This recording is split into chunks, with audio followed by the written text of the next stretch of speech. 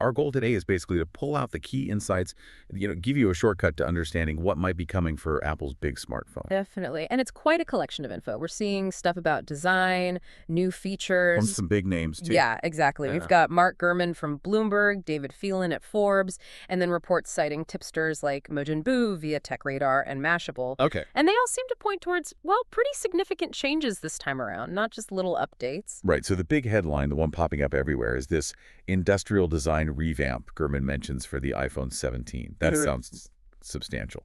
Industrial design revamp. What does that actually mean, you think, beyond just, software stuff like liquid glass from WWDC? Well, what's really interesting is Gurman says it's considered a revamp within Apple. Okay, internally. Exactly, which usually signals real hardware changes, foundational stuff. Wow. The reports mention a possibly skinnier iPhone 17 Air model, so, that name's not confirmed yet. Right, the Air. And for the Pro models, specifically, a redesigned back-end camera area. Okay, so back in camera. But the sources also seem to say that from the front, it won't look all that different. That's the word, yeah. Still the all-screen look, thin bezels. And Gurman even says no change to the dynamic island this year. Apparently not. So the big visual shifts are mostly around the back and maybe the side. Precisely, which, raises a question. Yeah. If the front's the same, how much will these back and side changes really impact the user experience day to day? Good point. What are those changes rumored to be? Well, there's talk about a part aluminum, part glass design for the Pros, Oh. and a shift away from titanium back to an aluminum frame. That could definitely give it a new feel, maybe a different aesthetic. Interesting. Okay, let's switch gears a bit. This is where I think it gets really interesting. Ah, the cooling system. Yes. The vapor chamber cooling system for the iPhone 17 Pro, that's a first for iPhone, right? It is, yeah. And it sounds like a massive deal for performance. Can you break down what this actually is, this vapor chamber?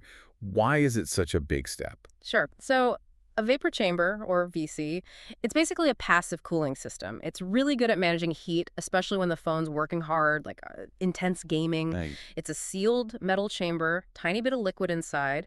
Heat turns the liquid to vapor. It moves to cooler spots, condenses back to liquid, and the cycle repeats. Okay, so it spreads the heat out better. Much better, yeah. More evenly, faster temperature reduction. It helps stop that thermal throttling. Where the phone slows down to cool off. Yeah, exactly. We've seen similar tech in other phones, like the Samsung Galaxy S25 Ultra is rumored to have one. It's supposed to be way better than the graphite sheets Apple uses now. That makes a lot of sense, especially, I think I read iOS 26 might have a new dedicated games app. That's the rumor. So better hardware for gaming definitely tracks with that. Absolutely. Now, there was also a weird detail.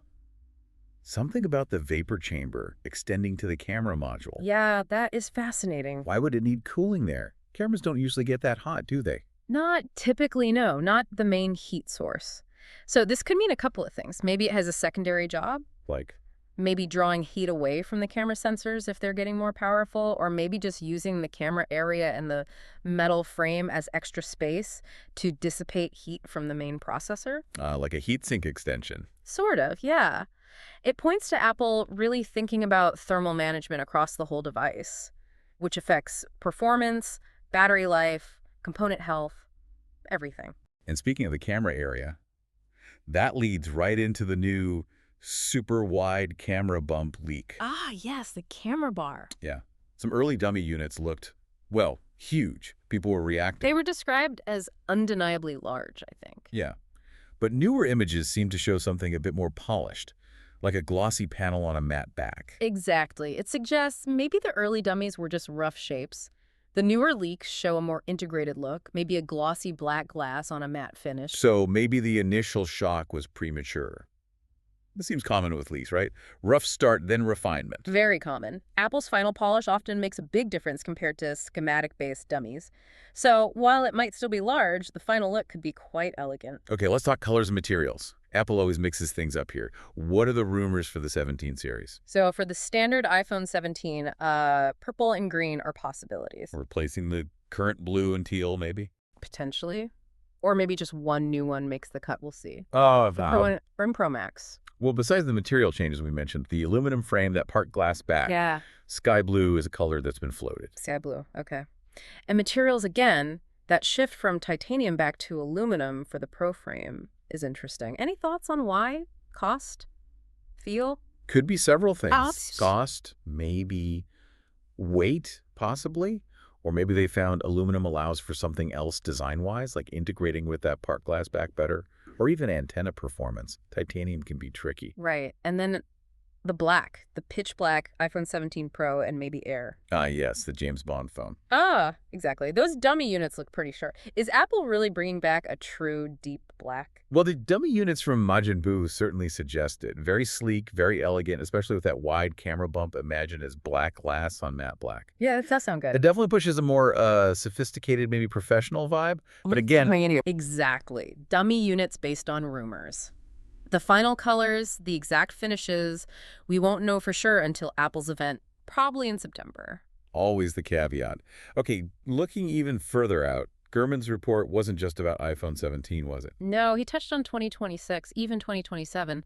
What kinds of things? Hints about the dynamic island maybe shrinking down the line. Oh, interesting. A foldable model eventually. And maybe another Pro redesign for the iPhone's 20th anniversary in 2027. Wow. So the iPhone 17 changes, even this revamp, it really does sound like just one step in a much longer roadmap for Apple. Seems that way, yes. Constant evolution. Okay, so let's try and wrap this up for you, the listener. What does this all mean if you're thinking about upgrading? Well, we've covered quite a bit. Yeah, a potentially significant industrial design revamp, especially for the Pro models. That new vapor chamber cooling, which could be huge for performance. And the redesigned camera area, that wider bar look. Plus new colors, new materials, maybe even that pitch black option coming back. It really highlights Apple trying to push forward, balancing how the phone looks and feels with, genuinely improving what it can do. Yeah, evolving the aesthetics, but also boosting the core capabilities. And while it's all still technically rumors until the official announcement, Right. the consistency across these different sources, Gurman, Phelan, the tipsters, it gives us a pretty strong sense of where Apple's likely headed. It definitely feels ambitious. So that leads to a final question, something for you to think about. Okay. With all these potential upgrades for the iPhone 17 series, you've got the better cooling for sustained power, that new camera design, the changes in feel with new materials, or just fresh colors. Which specific change do you think would actually make the biggest practical difference in how you use your phone every day? And why? Something to chew on.